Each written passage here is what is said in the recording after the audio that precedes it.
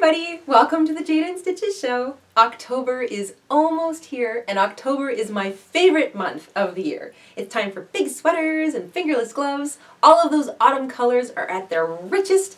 We have Thanksgiving, and then my absolute favorite, Halloween. And if, like me, you like to decorate your home for the change in seasons, then you're going to get a real kick out of today's tutorial. I'm going to show you guys how to crochet my little spider webs. This is the daintiest little doily. It makes the subtlest little suggestion of Halloween on your coffee table or a side table, under a small lamp or maybe a candle. Or you can do what I'm doing and use it as an applique. Pretty cool, right?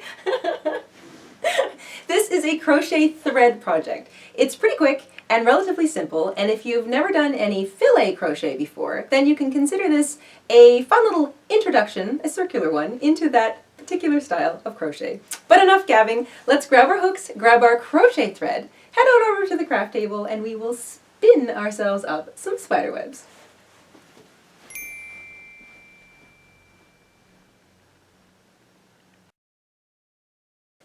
In order to make our crochet spider webs, I'm using a 100% cotton thread. This is crochet thread, size 3, also known as fashion thread. And I've got just some leftovers here. You don't need a whole lot.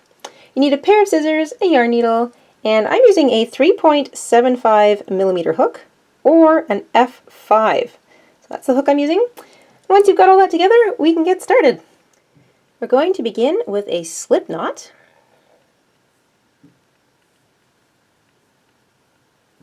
And then we're going to chain 6.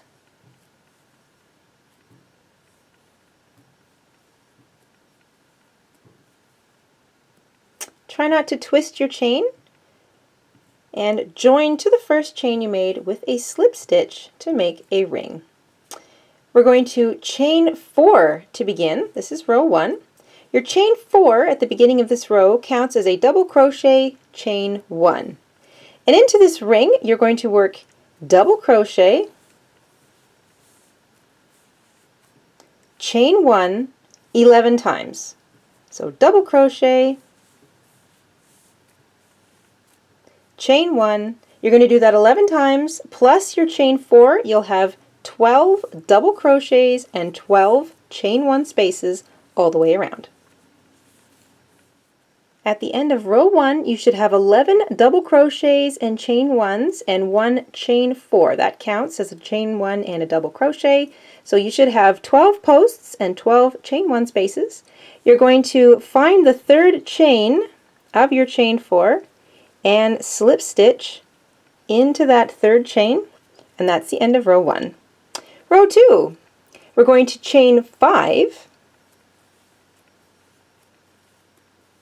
This counts as a double crochet, chain 2. Then you're going to find the next double crochet from the previous row and double crochet into the top of it. Chain 2. Find the next double crochet into the top of it, chain 2, and repeat all the way around. So you're going to have, including your chain 5, 12 double crochets and 12 chain 2 spaces at the end of row 2.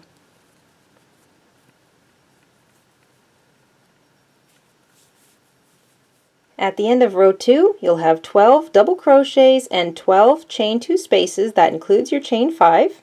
Find the third chain in your chain 5 from the beginning of the row and join with a slip stitch to it. Alright, row 3.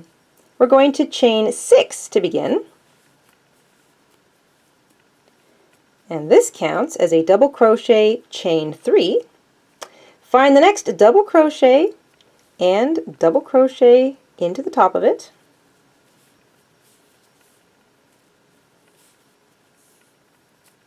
Chain 3. Oops.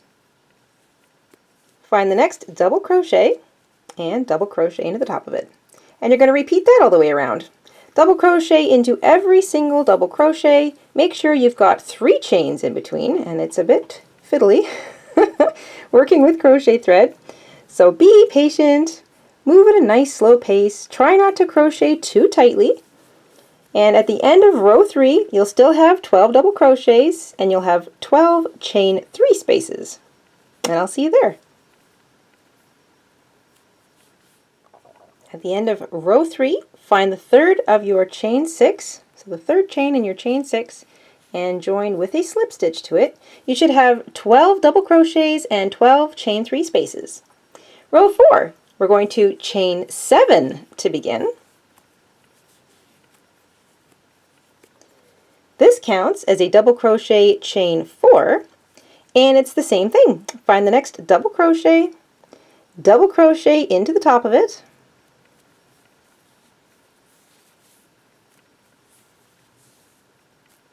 chain 4, find the next double crochet into the top of it, chain 4, and repeat all the way around. So at the end of row 4, you'll have 12 double crochets and 12 chain 4 spaces. At the end of row 4, find the third chain of your chain 7 that you began with, and join with a slip stitch to it. You should have 12 double crochets and 12 chain 4 spaces. And we're on to our last row, 5th and final row. We're going to change things up a little bit. We're going to chain 6 to begin.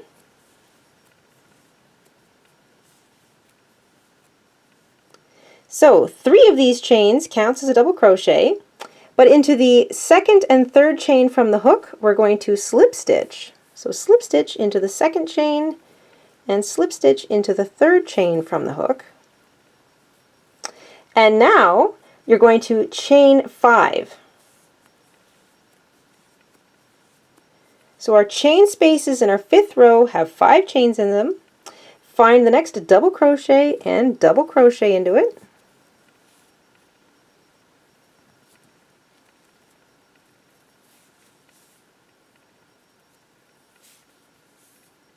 Nice and easy.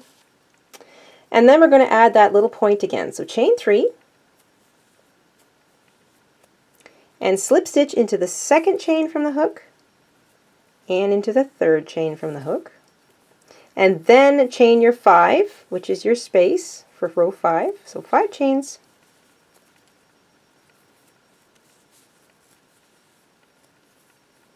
Find the next double crochet and double crochet into the top of it.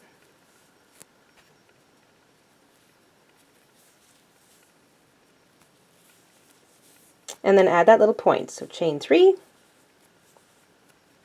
slip stitch into the second chain, slip stitch into the third chain,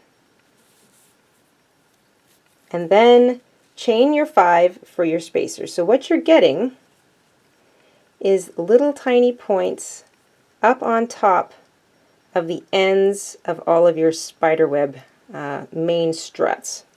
So this is spider engineering here. So chain 5 after your little point, find the next double crochet into it, add that little point, and you can repeat that all the way around, and I'll see you back at the beginning.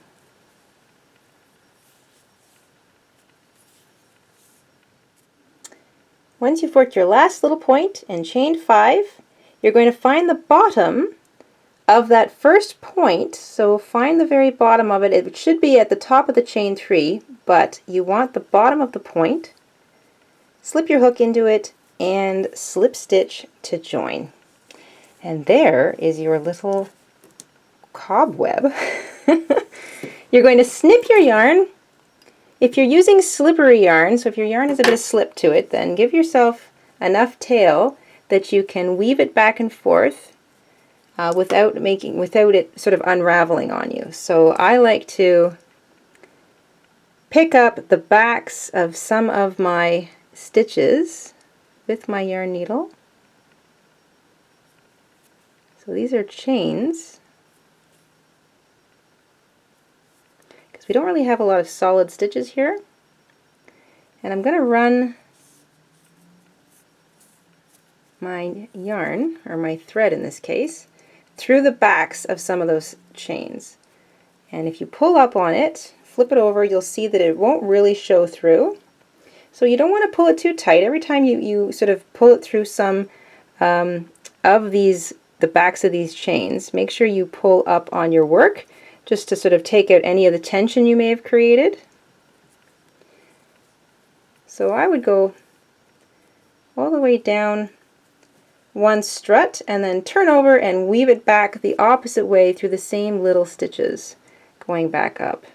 And that should secure your thread in place.